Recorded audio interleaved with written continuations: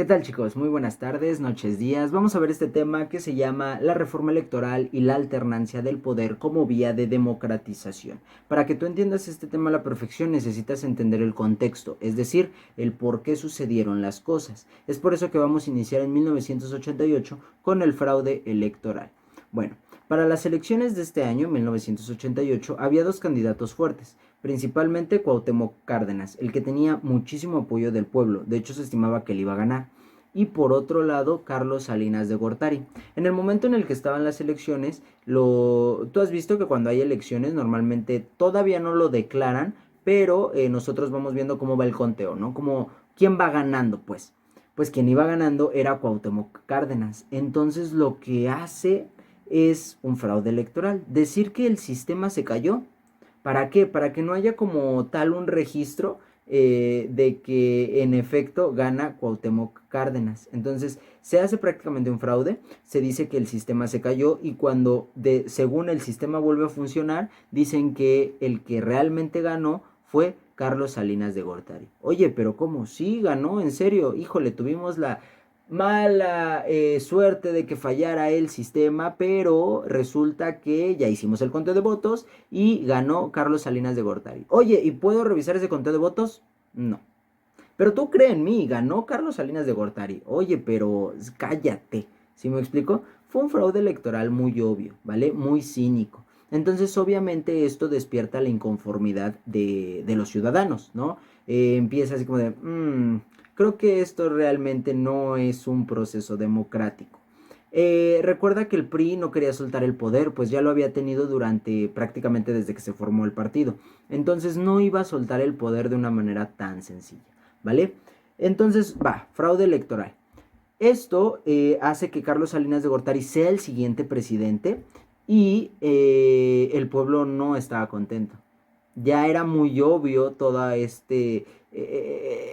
pues que no, México no era un país democrático, que realmente esto del voto era más como una fachada, ¿no? Porque en realidad no se volvía presidente la persona que el pueblo elegía. Es por eso que se hace la reforma electoral, es decir, se crea una institución que va a ser independiente del gobierno. Se crea el IFE, que hoy en día ya es el INE, pero bueno, acá te lo pongo como IFE porque en 1900 se llamaba IFE, ahí lo crearon en 1900 y se llamaba IFE.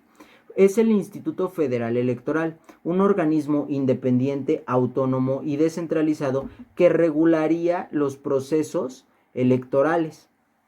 ¿Para qué? Para garantizar que estos procesos electorales no iba a haber mano ahí, mano negra, ¿no? Garantizaba la democracia. Es un organismo que entonces ya no le iba a pertenecer al gobierno como tal, iba a ser independiente de ellos. ¿Para qué? Para que fuese imparcial, para que no hubiese favoritismos, ¿no? De que iba a ganar el PRI o esto y el otro. Entonces, bueno, esto es prácticamente lo que te pueden llegar a preguntar, ¿vale? Institución descentralizada, institución autónoma, institución imparcial, se creó en 1900 para garantizar la democracia. El IFE, ¿no? Y yo lo digo así muy al aire. Tú debes de entender qué fue, no importa la forma en la que te lo pregunten, tú entiendes, ¿vale? Bien, entonces se crea el IFE. Después, en 1993, sucede la simplificación del peso. Mucha gente lo confunde como una devaluación, pero no fue una devaluación, fue una simplificación y te voy a explicar por qué. Antes nosotros nos manejábamos en miles. ¿Cómo que en miles? Sí, mira, te voy a poner un ejemplo. 3,000 pesos antes eran 3,000 pesos y hoy los manejamos como 3 pesos. Entonces sí fue una devaluación porque hay una gran diferencia entre 3,000 pesos y 3 pesos. No, fue una simplificación. Imagínate que vas a la tienda, y un chicle cuesta 1 peso. Bueno, pues antes un chicle costaba 1,000 pesos, ¿vale? Entonces imagínate si comprabas 100 chicles, pagabas 100,000 pesos.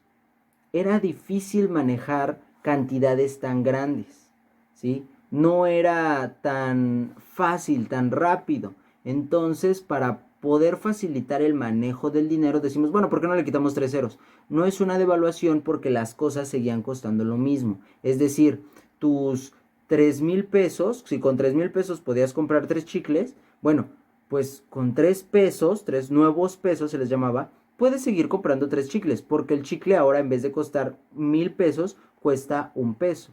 Es decir, tu dinero no valía menos, simplemente simplificábamos la manera de hacer el cálculo y manejarlo, ¿vale? Como te decía, estos a veces se confunden con una devaluación, pero no. ¿Por qué? Porque era lo que te menciono. Imagínate que tú tenías 30,000 pesos, ¿no? 30,000 pesos es una cantidad moderada, ¿no? Pero antes eran 30 millones. O sea, ¿estás de acuerdo que es como difícil de manejar estas cantidades? Entonces por eso se hizo esa simplificación, pero no fue una devaluación. Bien, después en 1994 se firma, ¿te acuerdas? El Tratado de Libre Comercio, que es el video anterior, te recomiendo que lo veas porque también nos lo preguntan, y México entra en una crisis económica. En 1994 van a ser las siguientes elecciones. Entonces México elige a su candidato. Y su candidato a la presidencia es Luis Donaldo Colosio. Creo que ya su nombre es muy sonado. De hecho, hay una serie en Netflix que habla sobre Luis Donaldo Colosio. Y él era el candidato del PRI. El problema con Luis Donaldo Colosio fue que era una persona que al menos su discurso, iba muy en contra de los ideales o los intereses del PRI.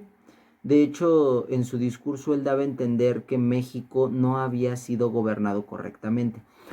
Colosio, ¿por qué dices eso si eres del partido que ha gobernado los últimos años? ¿Estás diciendo que tu propio partido no ha gobernado correctamente? Eso es justamente lo que despertó la inconformidad del PRI. Entonces, prácticamente lo mandaron a matar. Por ejemplo, si hoy le preguntas a tu abuelito, a tu abuelita, oye abuelito, ¿quién mató a Luis Donaldo Colosio? Te va a decir, Carlos Salinas de Gortari, ¿sí? No tenemos algo que realmente nos compruebe que así es, pero es la sospecha que todo el mundo tiene. ¿Por qué? Porque si dejaban que Luis Donaldo Colosio fuese el presidente, bueno, digo porque no lo sabemos, no lo fue, se tenía la idea de que él no iba a seguir los mismos pasos que prácticamente todos los presidentes del PRI y eso no le convenía al partido. Pero híjole, ya lo proclamamos candidato, ni modo que lo quitemos. Bueno, pues mándalo a matar. Entonces él andaba en su gira, ¿no? Ya sabes, cuando el presidente, el candidato se anda dando a conocer en distintos estados de la República para que voten por él y en una de esas lo matan, ¿vale? Entonces muere, le sueltan unos disparos, muere y entonces se tiene que dar a conocer otro candidato porque el partido no se puede quedar sin candidato. Y el siguiente candidato es Ernesto Zedillo, ¿vale? Ernesto Zedillo Ponce de León. Y de hecho es el siguiente presidente. Ernesto Zedillo Ponce de León es el presidente de 1994 al 2000. Y entonces llega la alternancia del poder en las siguientes elecciones, las elecciones del año 2000. En el año 2000 los candidatos eran por parte del PRD, de nuevo Cuauhtémoc Cárdenas, que ya lo mencionamos, por parte del PRI, Francisco Labatista, y por parte del PAN, Vicente Fox Quesada. Vamos a recordar a Vicente Fox Quesada como el presidente que rompió con el régimen del PRI. El PRI había gobernado por más de 70 años. Entonces, por eso esto es tan importante, porque es el primer presidente de otro partido político que logra llegar al poder. A eso le llamamos la alternancia del poder, es decir, que se alterna, es decir, se cambia, ya no es el mismo partido, ¿vale? Vicente Fox Quesada. Bueno, pues entonces de este tema normalmente lo que nos preguntan es ¿por qué presidente logró quitar al PRI del poder, que sería Vicente Fox Quesada? Y también nos hablan sobre, o más bien nos preguntan sobre la institución que se formó para regular los procesos electorales y esa es el IFE, ¿vale? Grábatelo, anótalo en tu cuaderno y prácticamente eso sería todo. También te comento como extra que después de Vicente Fox, el siguiente presidente fue Felipe Calderón Hinojosa, que también perteneció al PRI. No, que también perteneció al PAN. Después de estos dos presidentes que pertenecieron al PAN, el que le siguió fue Enrique Peña Nieto, que creo que ese ya todos lo ubicamos, Enrique Peña Nieto, que ahí regresó el PRI al poder.